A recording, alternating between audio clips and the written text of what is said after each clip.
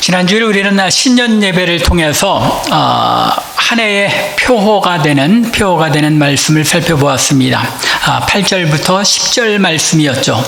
빛의 자녀들처럼 행하라 라는 제목으로 살펴보았습니다. 빛의 자녀들처럼 행한다는 것, 우리가 예전에는 어둠이었지만 이제는 주 안에서 빛이 되었기 때문에, 당연히 빛의 자녀가 되었기 때문에 그 삶에서 빛의 자녀된 삶의 모습들, 즉 빛의 열매들이 맺힌다는 것입니다. 빛의 열매들이 무엇이었습니까? 여러분들이 올해 한 해 빛의 자녀들처럼 행하려면은 빛의 열매가 무엇인지, 빛의 자녀들처럼 행함으로써 우리의 삶에 나타나는 증거가 무엇인지를 분명히 알아야 되겠죠.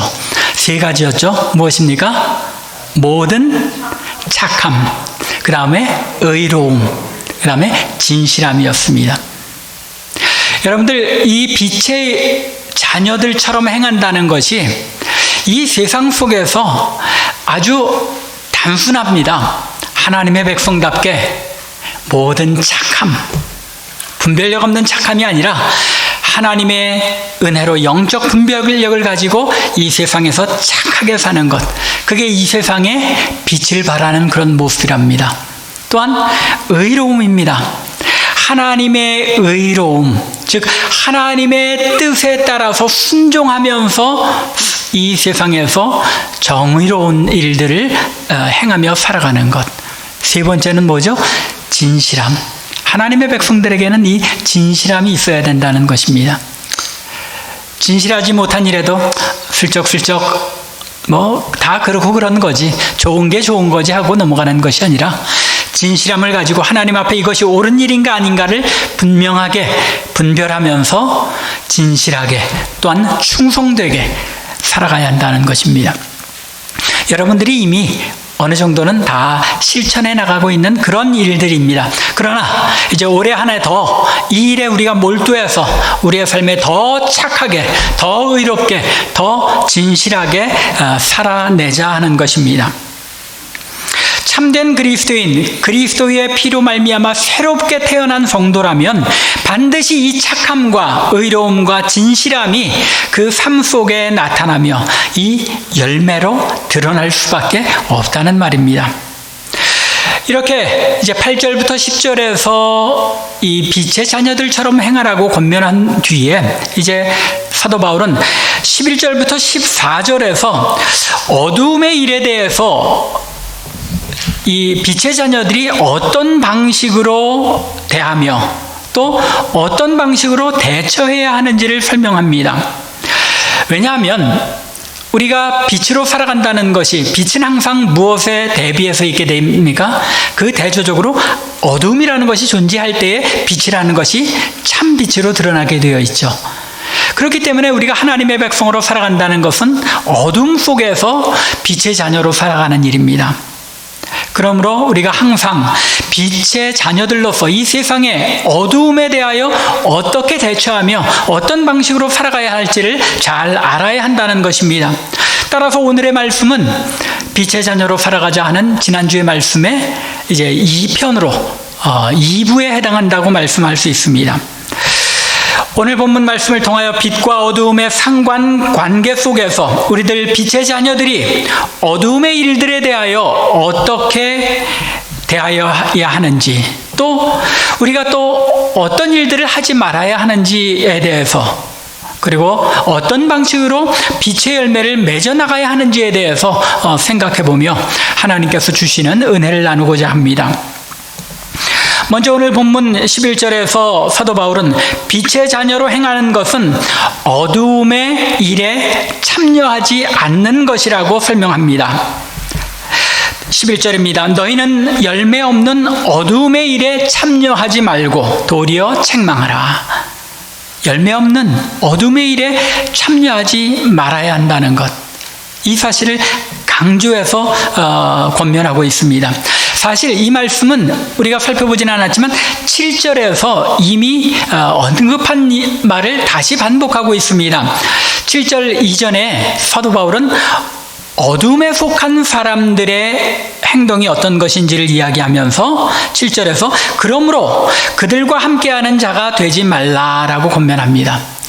어두움을 행하는 자들과 함께하는 일, 그들과 함께하는 자가 되지 말라는 것입니다.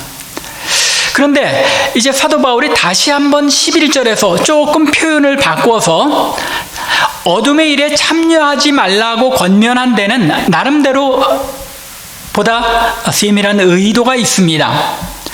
그 이유는 7절에서 그들과 함께하는 자가 되지 말라고 권면하였을 때 이 어둠에 속한 자들과 함께하지 말라는 것이 어떤 의미인지를 보다 세부적으로, 보다 더 세밀하게 설명하기 위해서 11절에서 어떤 단어를 사용하느냐 하면은 순 코이네오라는 동사를 사용합니다. 이 단어가 이제 독특한 그런 의미를 지니고 있는데, 우리가 잘 알고 있는 코이노니아, 뭐죠? 성도의 교제죠. 성도의 교제, 코이노니아의 동사형이 코이네오라는 동사입니다. 근데 거기에 함께하다 또는 같이 하다라는 접두어인 순이라는 것을 붙임으로써 순 코이네오라는 이제 합성동사를 만든 것이죠. 그 뜻이 무엇이겠습니까? 함께 교제하다. 서로 같이 어울려 교제한다는 그런 뜻입니다. 보다 구체적으로 어떤 사람이 함께 교제한다는 것은 서로 공통되는 일이 있고 서로 생각하는 관점이 비슷하고 어떤 일들에 대해 비슷한 느낌을 가지거나 흥미를 가지고 있어서 서로 사귀고 즐거워하는 것, 이것을 가리켜 교제라고 합니다.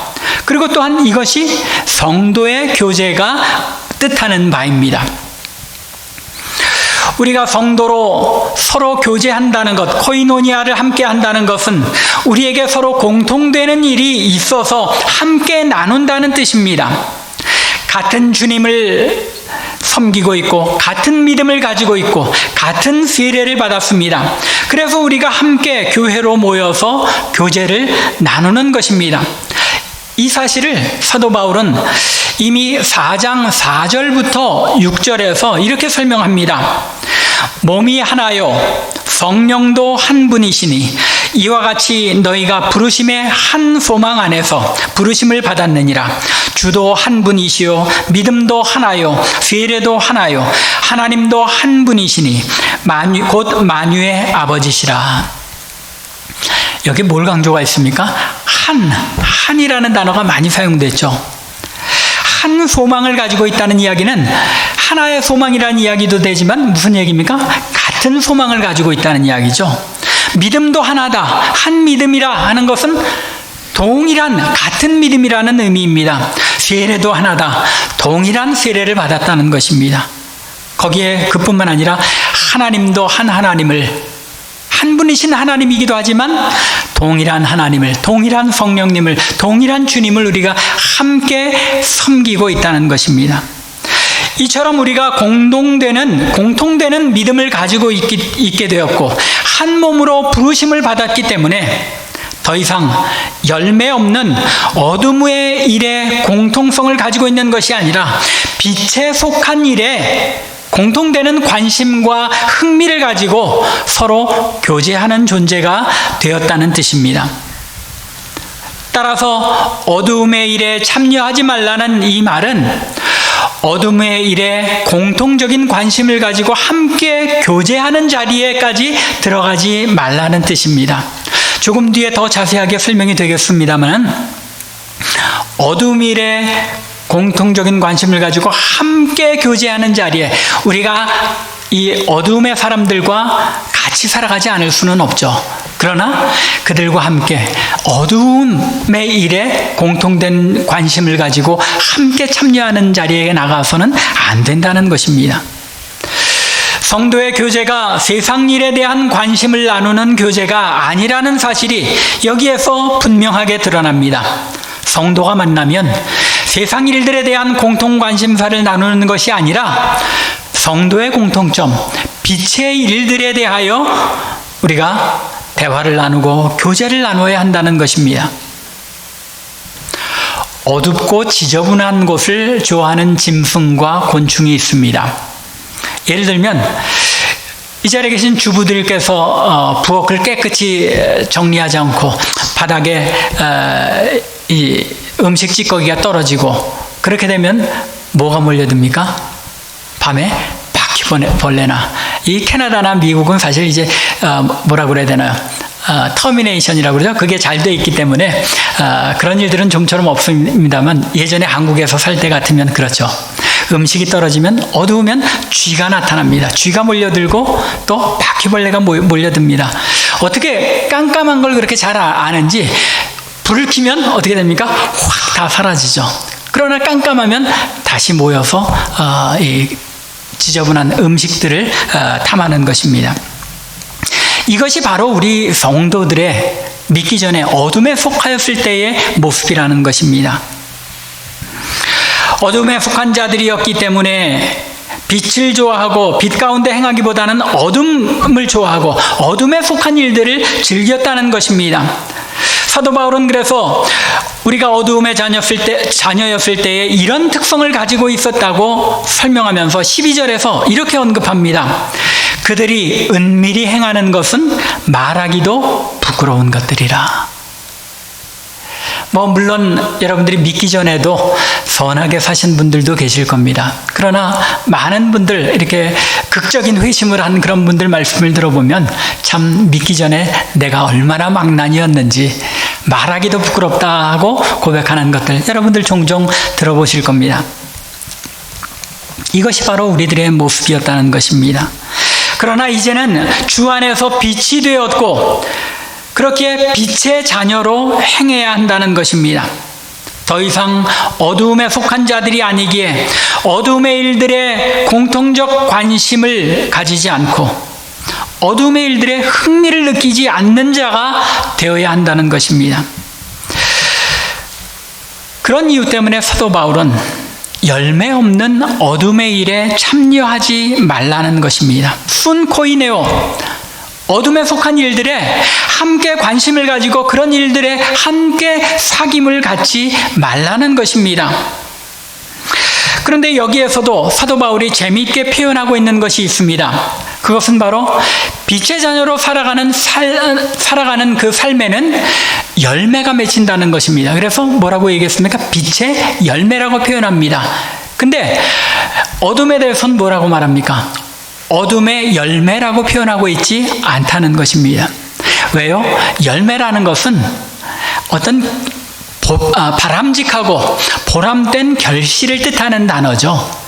어둠의 일이라는 것은 열매라고 불릴 가치가 없다는 것입니다.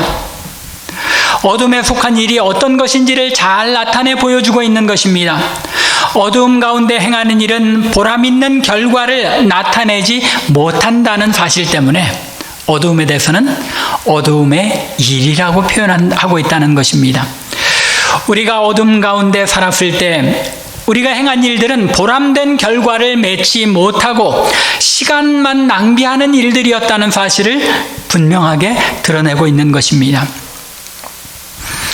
우리가 예수 그리스도를 알기 전에 행하며 즐거워했던 일들이 무엇인지 돌이켜보시기 바랍니다. 사도 바울은 이 일들을 5장 3절부터 5절에서 밝히 설명하고 있습니다. 음행과 온갖 더러운 것과 탐욕, 누추함과 어리석은 말이나 희롱의 말, 이런 일들을 행하는 자들은 다 어떻게 된다고요? 그리스도와 함께 기업을 얻지 못한다라고 설명합니다. 이런 것들이 우리가 즐겨하던 어둠의 일들 아니었습니까? 온갖 더러운 것과 탐욕, 누추하고 어리석은 말을 남발하고 남들을 희롱하고 이런 더러운 삶의 모습들을 우리가 즐기면서 살아가고 있었다는 것입니다. 그런데 이제는 더 이상 이러한 열매 없는 일들에 참여하지 말아야 한다는 것입니다. 이것이 하나님께서 사도 바울의 입을 통하여 우리에게 명령하시는 말씀입니다. 사도 바울이 권면하고 있지만 이 말씀은 하나님께서 오늘 우리에게 주시는 명령의 말씀이라는 것입니다. 너희는 열매 없는 어둠의 일에 참여하지 말라. 참여하지 말라고 여러분들에게 명령하십니다. 이 명령에 순종하여 이전에 즐기던 어두움의 일들에 더 이상 참여하지 않는 참빛교회 성도들 되시기를 주님의 이름으로 간절히 축원합니다. 두 번째로 사도 바울은 빛의 자녀들은 어둠의 일에 참여하지 않을 뿐만 아니라 빛의 열매로 도리어 어둠의 일들을 책망한다고 합니다. 역시 11절 하반절입니다. 빛의 자녀로서 행하지 말아야 할 것, 그것은 바로 어둠에 참여하지 않을 뿐만 아니라 도리어 책망하라. 책망하라는 것입니다. 책망한다고 하니까 어둠에 속한 일을 하는 사람들을 불러다가 당신 그러면 안 돼 하고 말로 꾸짖고 야단치는 것처럼 생각하기 쉽습니다. 그런데 그렇지 않습니다. 사도 바울은 여기에서 성도들이 빛의 자녀들로서 어떻게 어둠을 물리치고 빛의 열매를 맺어야 할지를 아주 조심스럽게 그러나 확실하게 표현하고 있습니다. 우리가 이 책망하라라는 말씀을 조금 오해하는 데는 이 한글 번역의 탓도 있습니다. 왜냐하면 우리 한글 성경에서 책망하라고 번역하였지만 이 단어의 원래 뜻, 이 단어가 엘렌코라는 단어인데 이 단어는 두 가지 뜻을 가지고 있습니다. 그 하나는 영어 킹 제임스 번역에서 그렇게 번역하고 있는데 책망하다, reprove 또는 rebuke라는 그런 뜻이 있는데 또 하나의 뜻은 뭐냐면 expose, 드러낸다 하는 뜻이 있습니다. 빛을 드러낸다, 빛으로 이끌어 나타내다 그런 뜻을 가지고 있습니다. 사실 이 두 가지 의미가 전혀 다른 뜻은 아니죠. 서로 연결된 보완적인 그런 의미를 가지고 있습니다. 잘못된 것들을 올바른 것으로 밝히 비추어 드러냄으로써 그 잘못된 것이 책망받는 일이 되고 만다는 것입니다. 그런 의미에서 빛에 밝히 드러냄으로써 잘못된 것을 나타내서 책망을 받도록, 스스로 책망을 받도록 한다 하는 그런 의미가 담겨 있는 것입니다. 그래서 사도 바울은 13절에서 이렇게 보충해서 설명합니다. 그러나 책망받는 모든 것은 빛으로 말미암아 드러나나니, 책망받을 그 어둠의 일들은 빛으로 말미암아서, 빛의 열매들로 말미암아서 드러나게 된다는 것이죠. 그렇기에 드러나는 것마다 빛이니라. 이 이야기는 드러나는 것은 빛의 일들이고 빛의 열매지만 그 빛으로 말미암아 책망받는 일들도 역시 부끄러운 일들로 드러나게 된다는 것입니다. 빛이 있으면 어둠의 일들이 밝히 드러나게 되는 이런 일들은 빛의 일들이고, 또 어둠의 일들은 어둡고 추한 모습이 스스로 드러나게 되어 저절로 책망을 받게 된다는 뜻입니다. 성도는 빛의 열매를 맺음으로써 어둠에 속한 자들을 꾸짖고 책망하는 것입니다. 또한 이것이 바로 예수님께서 요한복음 3장 19절부터 20절에서 이 세상에 속한 사람들은 어두움에 속했기 때문에 악을 행하는 자들이 빛을 미워한다고 말씀하십니다. 빛을 행하는 자들이 미움을 받게 된다는 것입니다. 세상에서 핍박을 받을 수밖에 없다는 것입니다. 왜냐하면 그 빛의 열매들로 어둠을 스스로 책망받게, 어둠의 일들을 책망받게 하기 때문인 것입니다. 이렇게 하나님의 백성으로 빛의 자녀들로서 행해야 하는 것, 어둠의 일에 함께 참여하지 않아야 하는 것, 또 하나는 우리의 빛의 삶으로서 우리의 빛의 열매로 어둠을 드러내어 책망받게 하는 것입니다. 그러면 이 일들을 어떻게 잘 이루어 가야 하느냐가 우리에게 숙제입니다. 성도가 빛의 자녀로서 어둠의 일들에 어떻게 대응해야 하느냐 하는 것입니다. 11절에 나타난 사도 바울의 권면을 올바로 이해하게 될 때, 어둠의 일들에 함께 참여하지 않고 책망하는 일들을 올바로 행하게 될 때 우리는 어둠의 일들에 어떻게 대응해야 할지 우리의 삶에 잘 적용할 수 있게 됩니다. 사도 바울은 빛의 자녀들은 어두움의 일에 참여하지 않고 오히려 그들을 책망한다고 해야 한다고 권면했습니다. 여기에서 우리가 참여하지 않는다는 것, 그 의미를 그들과 상종도 하지 말라는 뜻으로 이해하면 곤란합니다. 왜 그렇죠? 이 어둠의 사람들과 상종도 하지 말아야 한다면 우리는 이 세상에서 떨어져 나와서 우리들끼리만 살아야 합니다. 그리스도인은 이 세상을 떠나서 우리끼리만 모여서 수도승처럼 살아야 하게 되는 것입니다. 안타깝게도 기독교의 역사 가운데 오랫동안 어두움의 일에 참여하지 않는다는 뜻을 이러한 의미로 생각해 왔습니다. 그래서 중세시대에는 많은 사람들이 수도원으로 들어갔습니다. 신앙을 더 잘 지키기 위해서는 이 어둠의 세상은 상종도 하지 않고 세상에서 떠나서 수도승으로서 살아가는 것입니다. 또 오늘날에도 많은 이단들이 자신들끼리만 함께 모여서 집단 생활을 함으로써 자신들의 신앙을 지켜간다고 주장하고 또 그렇게 행하고 있습니다. 그런데 오늘의 말씀은 그런 의미가 아니라는 것입니다. 교회 문만 벗어나면 우리는 어두움의 세상에 둘러싸여서 살아갈 수밖에 없는 사람들인데 믿음을 지키기 위해서는 그들과 상종도 하지 말아야 한다면 어떻게 우리가 이 세상에서 살아갈 수 있겠습니까? 사도 바울이 말한 참여하지 말라는 말의 뜻은 그들과 함께 어둠의 일들에 공통적인 관심을 가지고 함께 사귐을 갖지 말라는 뜻이지 그들과 상종도 하지 말고 그리스도인들끼리만 모여 살라는 의미는 아닌 것입니다. 오히려 우리가 어두움에 들어가서 어떻게 해야 한다는 것입니까? 빛의 열매로 빛을 비춤으로써 그들의 어두움을 물리칠 수 있도록 해야 한다는 것입니다. 더욱이 책망하라는 말의 의미가 어둠의 일과 그 일에 참여하는 자들을 말로 꾸짖고 책망하라는 것이 아니라는 사실인 것을 우리가 생각한다면 도리어 책망하라고 한 권면의 의미, 그것은 우리의 삶으로서 어둠 가운데서 우리가 빛을 발하며 그 어둠을 물리쳐야 한다는 것입니다. 그 의미를 보다 분명하게 밝혀준 것이 바로 13절이었습니다.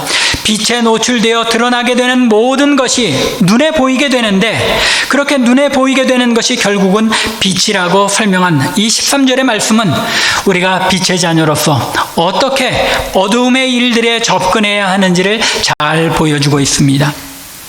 우리는 어둠의 일들과 그 일에 참여하는 자들을 꾸짖고 책망함으로써가 아니라 우리들 자신이 빛이 되어서 착한 행실과 의로움 그리고 진실함을 나타내 보임으로써 어둠의 일들이 잘못된 것이라는 사실을 드러나게 해야 합니다. 그래서 그 어두움의 일에 참여한 자들이 스스로 자신들이 잘못하고 있는 것임을 깨닫고 부끄럽게 여겨 스스로 돌이키게 해야 한다는 것입니다. 최근에 인지심리학이라는 것이 이제 많이 발달했는데 인지심리학에서 이제 권위 있는 사람들이 연구한 바를 발표하는데 아주 재밌는 그런 발표가 있었습니다. 원래 우리 한국에도 그런 속담이 있죠. 유유상종이다. 무슨 뜻입니까? 같은 종류의 비슷비슷한 사람끼리 모인다고 얘기하죠. 취미가 같거나 또는 같은 삶의 수준이 비슷한 사람, 그런 사람들이 모인다고, 끼리끼리 이렇게 모인다고 표현을 하는데, 최근에 그 발표된 결과에 의하면 그 정도의 수준이 아니라는 것입니다. 더 중요한 게 발표가 되었는데, 사람은 정직도에 따라서 자기하고 비슷한 사람들하고 어울린다는 것입니다. 참 굉장히 의외죠. 대충 다 비슷하면 할 것 같은데 비슷한 수준의 사람들끼리 이렇게 모이는 것 같은데도 그 안에서도 내가 정직한 만큼 정직하고 깨끗한 사람들과 교류하게 되었다는 것입니다.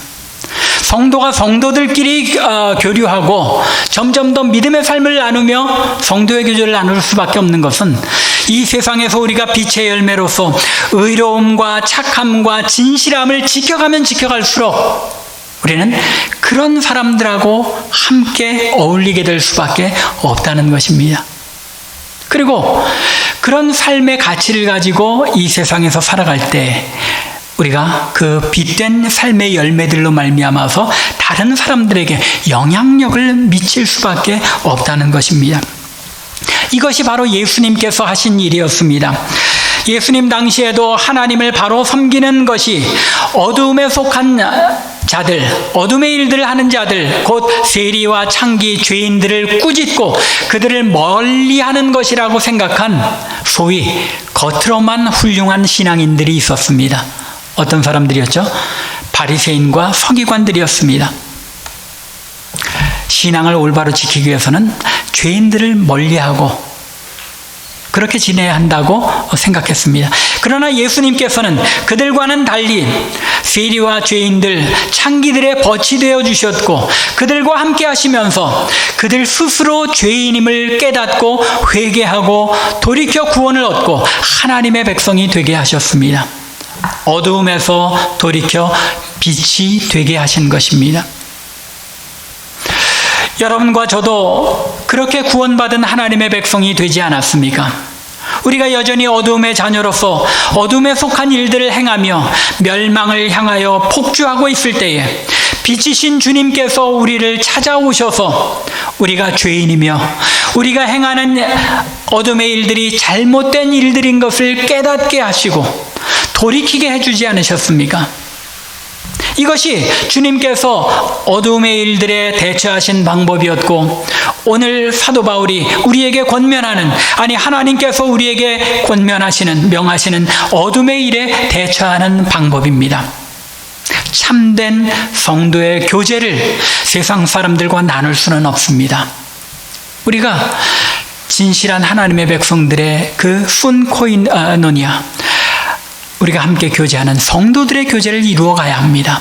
그러나 우리가 살아가는 것은 이 세상 어둠 속에서 우리들 하나하나가 주님처럼 나의 빛된 삶을 드러내고 빛의 열매를 맺어감으로써 그들로 하여금 빛의 일들이 어떤 것인지 깨닫고 어둠의 일들이 얼마나 수치스러운 것인지 깨닫고 빛의 삶으로 돌이켜 하나님께로 나오게 하는 일, 이 일이 바로 예수님께서 행하신 일이었고 여러분들과 제게 오늘 하나님께서 사도 바울의 말씀을 통하여 명령하시는 삶의 방법인 것입니다. 올해 한 해 우리가 빛의 삶에 몰두할 수 있기 바랍니다. 빛의 열매를 맺는 성도들 되기를 바랍니다. 빛이 어두움을 이기는 것, 그것은 빛다운 삶을 삶으로서만 가능하다는 것입니다. 빛은 서서히 마치 어두운 새벽 동쪽으로부터 조금씩 희미하게 빛이 밝아오는 것처럼 아주 서서히 오는 것 같지만 강력한 힘을 가지고 빛을 드러냅니다. 그 힘이 너무나도 강력한 것이라서 그 어떤 어두움도 빛에 대항하지 못합니다. 빛이 비추는 곳은 그 어디나 환하게 밝아오고 빛의 세상으로 변할 수밖에 없습니다. 한번 비추임을 받은 곳은 빛으로 변화되는 것입니다. 우리들 자신이 이 일의 증인으로 부르심받은 줄로 믿으시기 바랍니다. 우리들 자신이 어두움에 속한 자요, 어두움 자체였지만 빛이신 예수 그리스도로 말미암아 비추임을 받았을 때 우리가 주 안에서 빛이 되었습니다. 그리고 빛의 열매를 맺는 사람들이 되었습니다. 그러므로 이제는 우리의 차례인 것입니다. 우리가 빛으로 살아가며 우리가 가는 곳마다 환한 빛을 비추어서 어둠이 물러가며 어둠의 일들이 우리의 빛에 노출되어서 스스로 잘못된 것이 드러나게 되고 빛의 열매로 변화되어 가게 되는 역사가 우리를 통해서 내 삶의 주변에서 나타나야 한다는 것입니다. 5장 8절의 말씀, 너희가 전에는 어둠이더니 이제는 주 안에서 빛이라, 빛의 자녀들처럼 행하라. 이 말씀을 꼭 올해 한 해 암송하시기 바랍니다. 너희가 전에는 어둠이더니 이제는 주 안에서 빛이라, 빛의 자녀들처럼 행하라. 간절히 바라기는 2022년도 우리 참빛교회 성도님들의 가정과 일터, 학교 등 여러분들이 가는 곳, 여러분들의 발걸음이 임하는 곳마다 착함과 의로움, 진실함이라는 빛의 열매들이 나타나서 어둠의 일들을 환하게 비추고 어둠을 물리침으로 말미암아 빛의 세상으로 변해가는 놀라운 역사가 여러분들의 주변에, 여러분들의 삶에 임하기를 주님의 이름으로 간절히 축원합니다. 기도드리겠습니다.